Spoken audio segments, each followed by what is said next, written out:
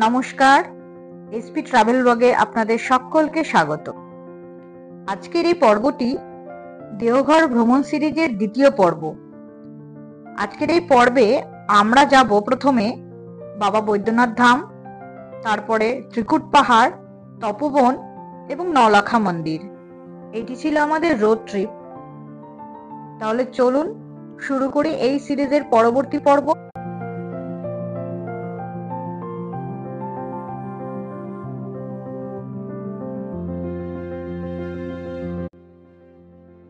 তবে সময়ের অভাবে আমরা নন্দন পাহাড় এবং অনুকূল ঠাকুরের আশ্রমে যেতে পারিনি।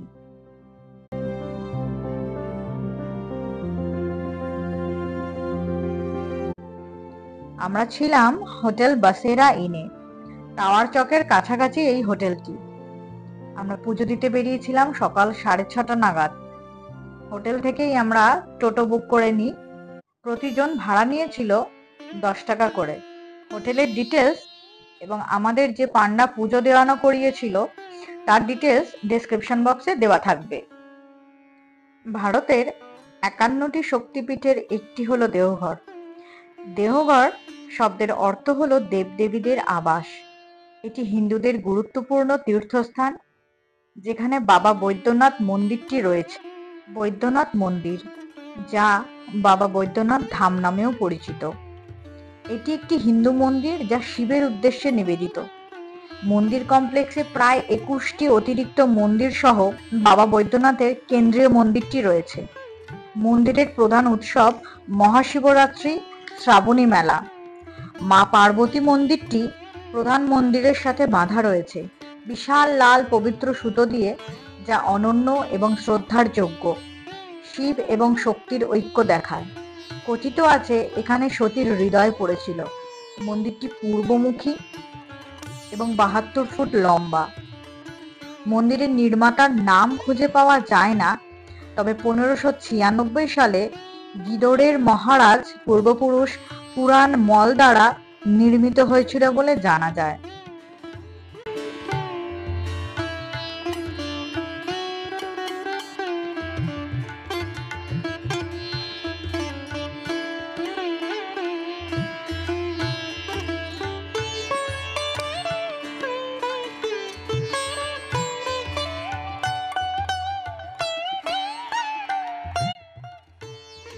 মন্দিরে দুইভাবে পুজোর লাইন দেওয়া যায়, ভিআইপি এবং জেনারেল। ভিআইপি লাইনের ক্ষেত্রে 250 টাকা পান্ডার কাছ থেকে টোকেন নিতে হয়, কিন্তু ভূগর্ভস্থ মন্দিরে ঢোকার কিছুটা আগে এই ভিআইপি এবং জেনারেল লাইন একটি লাইনে পরিণত হয়। আমরা ভিআইপি লাইনেই পুজো দিয়েছিলাম। আমাদের পুজো দিতে সময় লেগে গেছিল 2.5 ঘন্টা।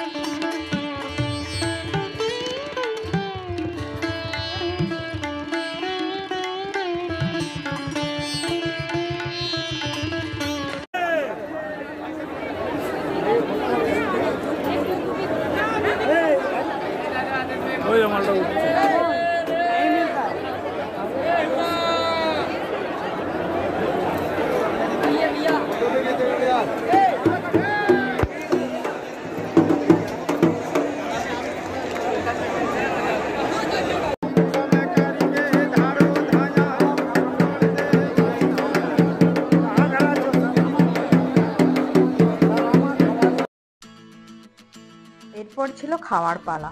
ভীষণ খিদে পেয়ে গিয়েছিল সবার। মন্দির থেকে বেরিয়ে এসে পুরনো প্যারাগলি এসে টাওয়ার চকের রাস্তায় অবন্তিকা মিষ্টান্ন ভাণ্ডারে আমরা খেতে ঢুকেছিলাম। খাবার খুব ভালোই ছিল।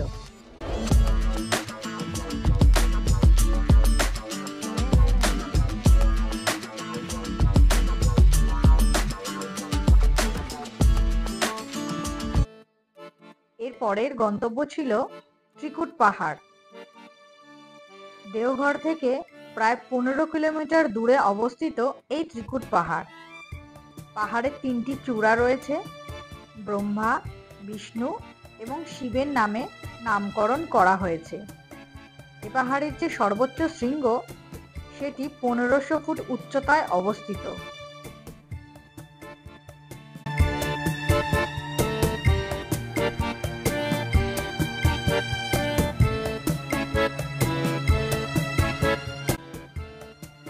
এটি গুহা এবং পাহাড়ের সিরিজ, যা একসময় সাধু ও তপস্বীদের ধ্যানের স্থান ছিল।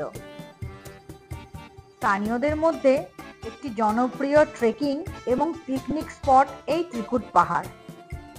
বিশ্বাস করা হয় ভারতের অন্যতম শ্রেষ্ঠ যোগী বলানন্দ ব্রহ্মচারী এখানে সিদ্ধিলাভ করেছিলেন।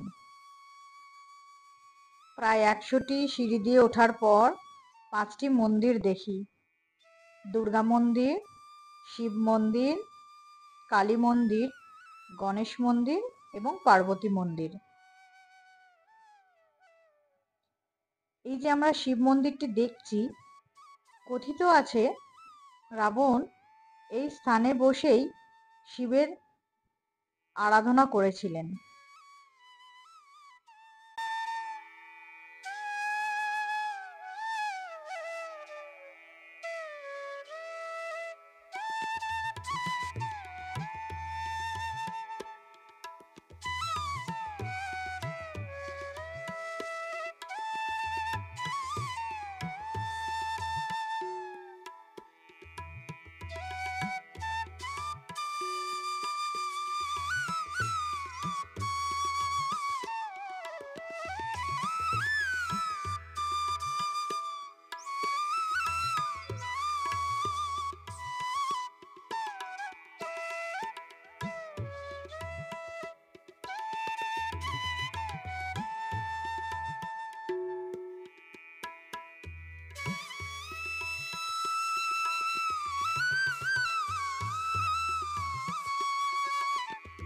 ত্রিকুট পাহাড়ে বাঁদর হতে সাবধান, হাতে থাকা যে কোনো জিনিস তারা ছোঁ মেরে নিয়ে চলে যায়।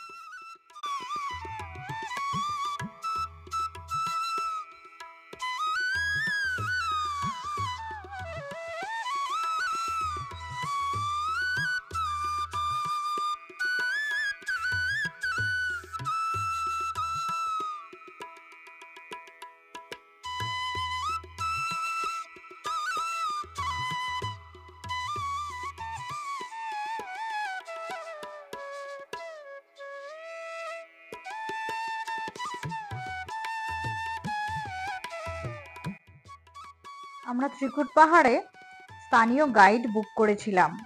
সে নিয়েছিল 150 টাকা। এখানে শিব পার্বতীর পোশাক পরে ছবি তোলাও যায়। ছবি তুলতে নেয় 100 টাকা করে। ত্রিকুট পাহাড় ছোটনাগপুর মালভূমির অন্তর্গত। এটি একটি ক্ষয়জাত পাহাড়। প্রায় 500 ফুট পর্যন্ত সিঁড়ি ছিল। 500 ফুট উচ্চতায় ঋষি দয়ানন্দের আশ্রমটি ছিল। যতটুকুনি সিঁড়ি ছিল আমরা উপরে উঠেছিলাম। তারপরে আমাদের আর ক্ষমতা হয়নি পাহাড়ের গা বেয়ে উপরে ওঠার, কারণ তখন সিঁড়ি ছিল না এবং রাস্তাটা ভীষণ পিচ্ছিল ছিল। তবে গাইডের মুখে শুনলাম ওপরে রয়েছে সীতা চাতাল, নারায়ণশিলা, রাবণ গুহা, তার হেলিপ্যাড, গণেশ পর্বত এবং বেলপত্র বাগান। ওপরে সেই বেলপত্র বাগান থেকে প্রতি শনি এবং সোমবার বাবা বৈদ্যনাথের জন্য বেলপত্র নিয়ে যাওয়া হয়।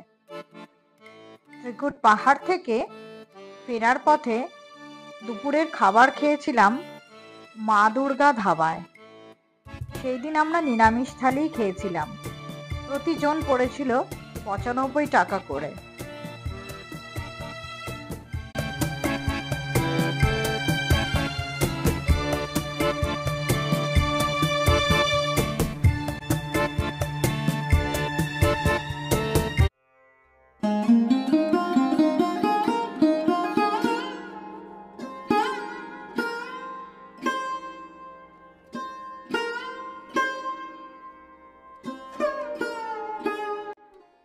দুপুরের খাওয়া সেরে আমাদের উদ্দেশ্য ছিল তপোবন।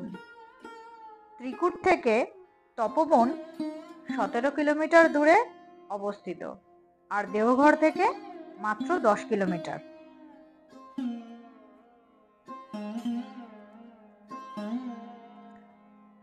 তপোবনে তপোনাথ মহাদেব নামে একটি শিবের মন্দির রয়েছে এবং সেখানে বেশ কয়েকটি গুহাও রয়েছে।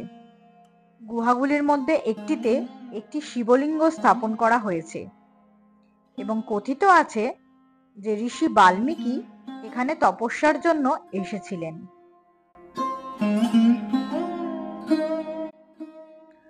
নলাখা মন্দির।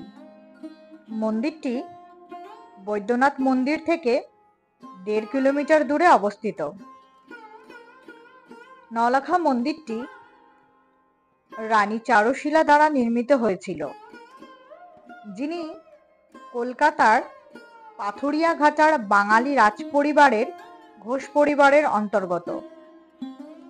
চারুশীলা দেবী তার স্বামী অক্ষয় ঘোষ এবং পুত্র যতীন্দ্র ঘোষকে অকালে হারিয়েছিলেন, যার ফলে তাকে শান্তির সন্ধানে তিনি তার বাড়ি ছেড়ে চলে গেছিলেন।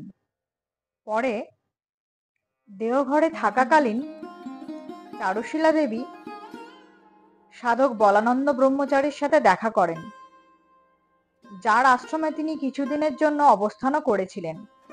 তারই পরামর্শে তিনি নওলাখা মন্দিরটি নির্মাণ করেন। মন্দিরটি নির্মাণের জন্য 9 লক্ষ টাকা মঞ্জুর করেছিলেন তিনি, তাই এই মন্দিরটির নাম হয় নওলাখা।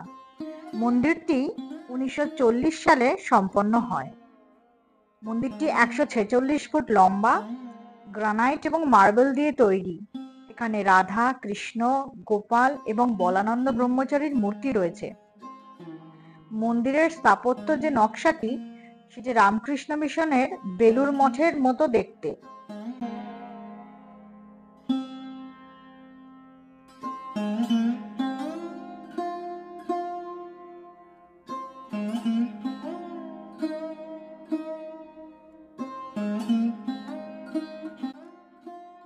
ভিডিওটি ভালো লাগলে একটি লাইক করে দেবেন। চ্যানেলটি সাবস্ক্রাইব করার অনুরোধ রইল। আর হ্যাঁ, অতি অবশ্যই কমেন্ট সেকশনে আপনাদের সুচিন্তিত মতামত জানাবেন।